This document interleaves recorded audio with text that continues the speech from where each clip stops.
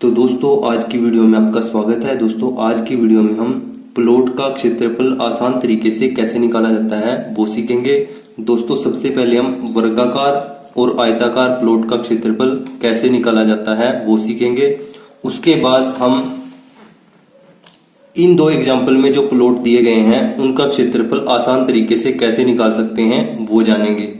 आपको क्या करना है, इस वीडियो को अंत तक ध्यान से देखना है, तभी आप इन सभी प्लॉट का क्षेत्रफल आसान तरीके से निकालना सीख पाएंगे।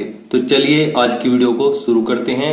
आप कर दीजिए हमारे इस वीडियो को लाइक और चैनल को सब्सक्राइब। तो दोस्तों चलिए सबसे पहले पहली आकृति में जो प्लॉट है उसको देखते हैं। पहली आकृति में हमारे पास वर्गाकार आकृति का एक प्लॉट है।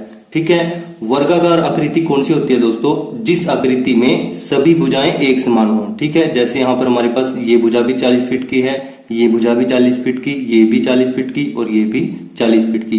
तो ये आकृति कौन सी हुई? इस प्लॉट की आकृति कौन सी हुई? वर्गाकार आकृति। ठीक है, तो दोस्तों वर्गाकार आकृति का क्षेत्रफल निकालना बहुत ही आसान है। आइए सबसे पहले उसका हम फॉर्मूला लिख देते हैं। ठीक है, यानी वर्ग का क्षेत्रफल निकालने का फॉर्मूला लिख देते हैं। ठीक है, तो दोस्तों यहाँ पर हमने वर्ग यानी स्क्वायर का क्षेत्रफल निकालने का फॉर्मूला लिख दिया है। क्या फॉर्मूला होता है दोस्तों? भुजा गुना में भुजा यानी साइड गुना में साइड। तो दोस्तों यहाँ पर हमारे पास भुजा की लंबाई क्या है? 40 फीट है। तो 40 को हमने किससे गुना करना है? 40 से गुना करना है। तो हमारे पास इस आकृति का, इस वर्गाकार आकृति का जो प्लॉट है इसका क्षेत्रफल आ जाएगा। तो चलिए करते हैं गुना। 40 भुजा की लंबाई गुना में 40। ठीक है, ये क्या आ जाएगा हमारे पास?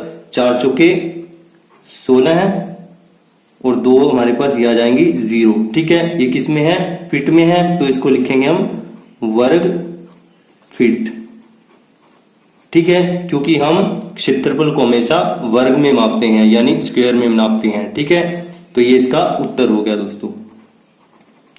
आई होप ये आपको समझ में आया होगा। चलिए दूसरी आकृति में जो प्लॉट दिया गया है उसका क्षेत्रफल निकालना भी सीख लेते हैं। दोस्तों इस आकृति में हमारे पास जो प्लॉट दिया गया है वो किस आकृति का है? आयत की आकृति का है। ठीक है, आयत क्या होता है दोस्तों? जिसकी आमने सामने की भुजा एक समान हो। जिस आकृति की आमने सामने की भुजाएं एक समान लेंथ की हो, एक समान लंबाई की हो। ठीक है, यहाँ पर हमारे पास ये भुजा कितनी है? 50 फीट की है। ये भुजा कितने की है? 50 फीट की है। ये दोनों आमने सामने की भुजाएं हैं, ये दोनों 50 फीट की हैं। अब ये देख लेते हैं, ये कितने फीट की है? 30 फीट की है और ये भी कितने की है? 30 फीट की है। तो इस आकृति की आमने सामने की भुजाएं क्या हुई? बराबर हुई। तो ये आकृति हमारे पास क्या है? आयत आकृति है। तो दोस्तों आयत वाली आकृति के प्लॉट का क्षेत्रफल निकालने का भी हमारे पास एक फॉर्मूला है। तो चलिए सबसे पहले उस फॉर्मूला को लिख देते हैं। तो दोस्तों यहाँ पर हमने आयत का क्षेत्रफल निकालने का फॉर्मूला लिख दिया है। ये फॉर्मूला क्या है हमारे पास? लंबाई गुना में चौड़ाई। ठीक है दोस्तों, लंबाई गुना में चौड़ाई। तो यहाँ पर जो आकृति है इसमें जो बड़ी भुजा है वो क्या है हमारे पास? लंबाई है, यानी 50 फीट क्या हुई हमारे पास? लंबाई। ठीक है, और जो छोटी भुजा है वो क्या हुई हमारे पास? चौड़ाई। तो ये क्या भुजा हुई हमारे पास? चौड़ाई। ठीक है,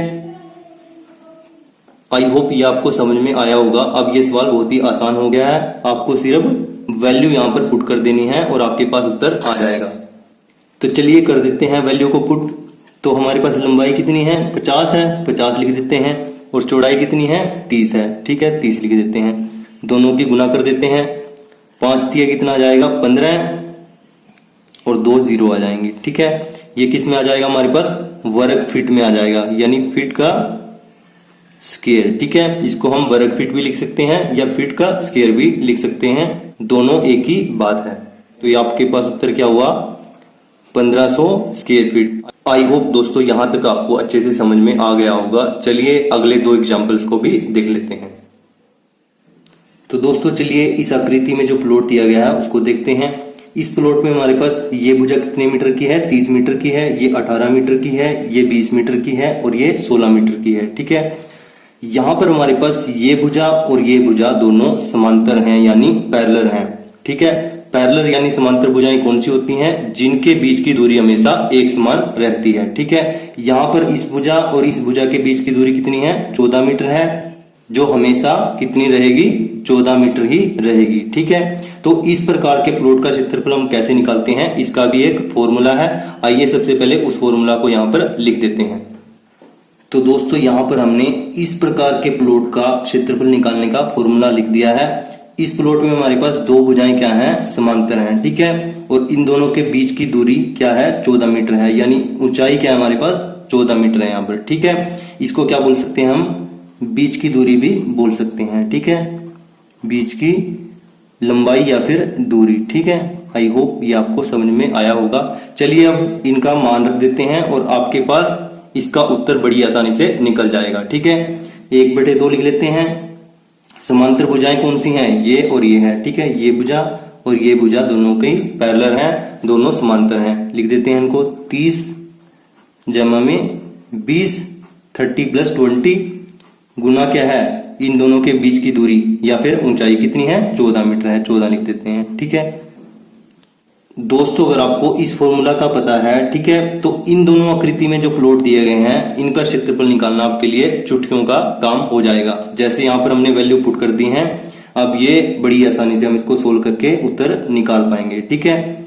तो हम क्या करेंगे, 1/2 यहाँ पर कितना आ जाएगा, 30 में 20 को जोड़ेंगे 50 गुना में 14 यानी 14, ठीक है। अब 2 से इसको भाग दे देंगे, कितना आ जाएगा, 25 आ जाएगा, ठीक है। अब 25 की 14 से गुना कर देंगे।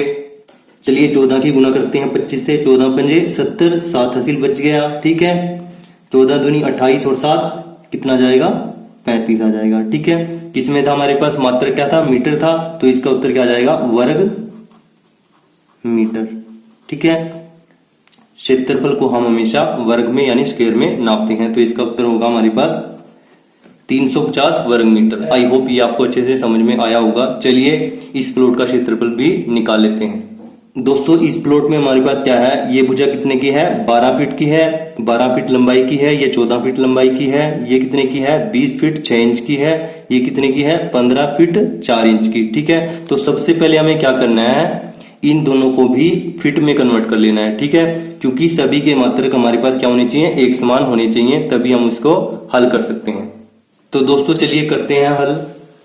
यहां पर हमारे पास क्या है, 20 फीट 6 इंच है, इसका मतलब क्या होता है, 20 फीट + 6 इंच, ठीक है। 6 इंच को हमें फीट में बदलना है, 1 फीट में 12 इंच होते हैं, तो 6 को हमें 12 से भाग दे देना है, ठीक है। तो 6 को 12 से भाग दिया, हमारे पास कितना आ गया, 1/2। 1/2 का मतलब क्या होता है, आधा, यानी 0.5। तो 20 में हमें क्या जोड़ देना है, 0.5 जोड़ देना है, तो इसका मतलब क्या हो जाएगा, 20.5, जो हमने यहाँ पर ऐसे लिख दिया है, ठीक है। चलिए अब 15 फीट 4 इंच को देख लेते हैं। 15 फीट 4 इंच का मतलब होता है 15 + 4 इंच, ठीक है। 4 इंच को हमें किससे भाग देना है, यानी 4 को भाग देना है 12 से, ठीक है। 15 जमा 4/12, तो 4 एकम 4, 4 तिया 12, ठीक है। 1/3 आ गया। 1/3 का मतलब क्या होता है, 0.33। तो 15 में हमें किसको जोड़ देना है, 0.33 को, तो ये जोड़ के हमारे पास क्या आ जाएगा, 15.33 फीट, ठीक है। चलिए यहां पर इसको लिख देते हैं, 15.33 फीट, ठीक है। आई होप ये आपको क्लियर होगा।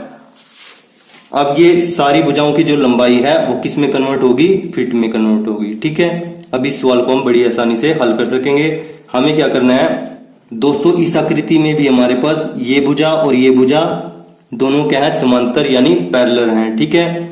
और इन दोनों के बीच की दूरी क्या है हमारे पास, यानी ऊंचाई क्या है, 12 फीट है। तो यहां पर भी हमारे पास यही फॉर्मूला लगेगा। क्या फॉर्मूला लगेगा, 1/2 समांतर भुजाओं का जोड़ गुना ऊंचाई यानी बीच की दूरी, ठीक है। चलिए इस फॉर्मूला को लगा देते हैं। 1/2 समांतर भुजाओं का जोड़ यानी 20.5 + 15.33, ठीक है, गुना कितना है, जो इन दोनों के बीच की दूरी है क्या है, ये है 12 फीट, तो 12 लिख देते हैं यहाँ पर, ठीक है। चलिए आगे हल करते हैं इसको। 1/2 दोस्तों इन दोनों को जोड़ेंगे तो हमारे पास क्या आ जाएगा, 20 और 15 35.5 और 3 8 35.83 गुना में 12 का 12, ठीक है। चलिए 2 से 12 को काट देते हैं, 2 छिके 12।